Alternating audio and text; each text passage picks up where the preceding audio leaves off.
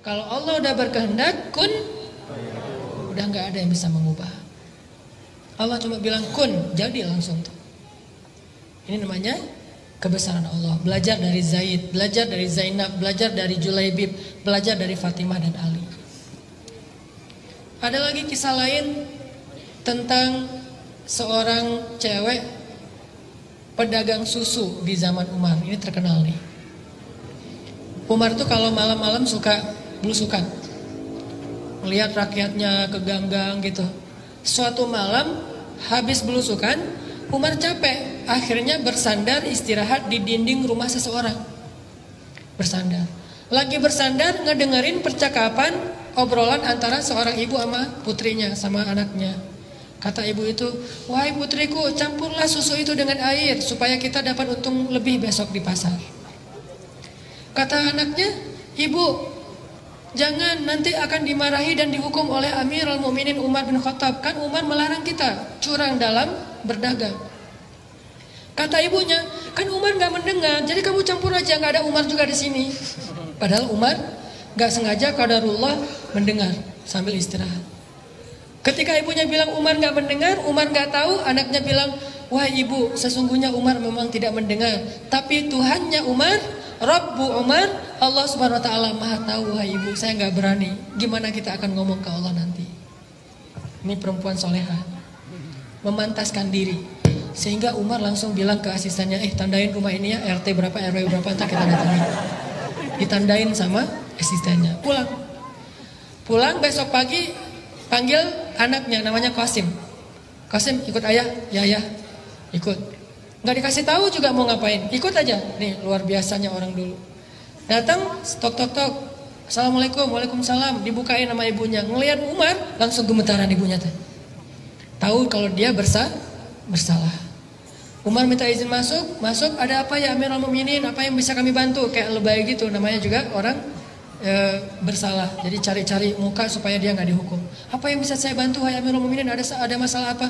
Umar mengatakan, semalam saya nggak sengaja lagi istirahat bersandar di dinding rumah ibu, dan saya mendengar percakapan ibu dengan putri ibu tentang susu itu. Langsung dia nangis. Maafin saya wahai Amirul Mukminin, saya nggak jadi ngelakuin, saya dan segala macam, saya silap, saya maafin saya dan segala macam. Terus dia bilang, sesungguhnya Allah itu Maha Pengampun lagi Maha Penyayang. Sesungguhnya Allah itu Maha Pemaaf, kata si ibu ini. Dan Umar mengatakan, tapi Allah juga Maha menghukum dengan hukuman yang berat. Jadi jangan cuma ngambil Asmaul Husna yang nguntungin kita. Kalau kita menganggap Allah Maha Pengampun, minta ampun. Kalau kita menganggap Allah Maha Pemaaf, minta maaf. Tapi kalau kita terus berbuat dosa sambil mengatakan Allah itu Maha Pemaaf, ini tempatnya agak nggak nyambung nih, nggak matching. Dia terus bikin dosa tapi dia bilang sesungguhnya Allah Maha Pemaaf, nggak nyambung. Harusnya kalau dia bilang Allah Maha Pemaaf, minta maaf sama Allah. Kalau dia bilang Allah Maha Pengampun, istighfar kepada Allah, pasti Allah ampuni. Tapi kalau dia terusin dosanya sambil mengatakan Allah Maha Pengampun, dia tuh kayak memfitnah Allah. Atau ngenuduh Allah seolah-olah Allah itu kayak nggak tahu apa-apa gitu. Dia mah orangnya polos, nggak usah dihiraukan. Kan gitu kan ya? Seolah-olah Allah itu polos. Padahal ada nama lain, Allah juga dzuntiqam. Allah juga menghukum sesuai dengan dosanya. Tapi kalau minta maaf, Allah pasti maafin semua dosa tanpa ada pengecualian. Allah Maha Pengampun, Allah Maha Pemaaf, wahai Amirul Mukminin. Kata Umar, tapi Allah juga Maha menghukum. Ya saya tahu, maafin saya. Kata Umar, udahlah kalau kamu udah maaf saya maafin. Tapi saya datang ke sini bukan pengen ngusut masalah itu. Saya takjub, kagum sama putri ibu. Putri ibu itu putri yang soleha. Ibu beruntung punya putri kayak dia, dan saya akan sangat beruntung punya calon menantu seperti dia. Langsung ibu ini kaget, mau menikahkan putranya Umar dengan perempuan tersebut. Sehingga ibu ini langsung manggil putrinya, siapa gitu namanya, panggil, datang ke sini. Terus Umar bertanya, wahai putriku, saya ingin menikahkan putra saya kepada kamu jika kalian dua-duanya setuju. Ini pernikahan dalam Islam. Bukan orang tuanya yang setuju, tapi anaknya. Sehingga Umar bilang kepada anaknya Qasim, coba kamu lihat kepada perempuan itu, apakah kamu tertarik? Dilihat malu-malu gitu. Dan dalam hadis Nabi, Kalau kita pengen menikahi seorang perempuan, kita boleh melihat dia, kepoin Instagramnya, itu boleh.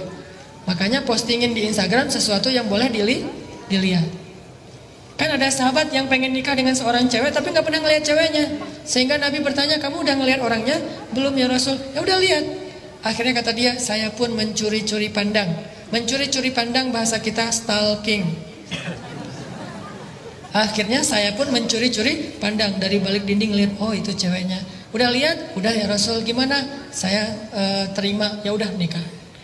Nih, Umar nyuruh anak laki-lakinya ngelihat ceweknya dulu. Jadi yang ditanya laki-lakinya dulu.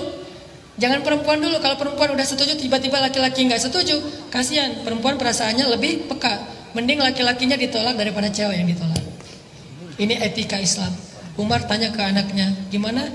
Saya terserah ayah. Oke, berarti ya. Baru tanya ke perempuannya, nah gimana, kamu mau nikah sama putra saya? Ibunya langsung motong, wah siapa yang gak mau, insya Allah dia setuju wahai amirul mukminin. Ibunya yang ngomong. Kata Umar, bukan kamu tapi anak kamu.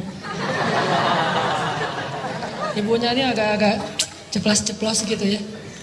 Oh iya ya, gimana, kamu mau nggak? Mau kan gitu, dipaksain anaknya tuh. Anaknya nggak ngomong, diam aja. Terus ibunya komen lagi. Ibunya ini suka komen, asal ada postingan komen.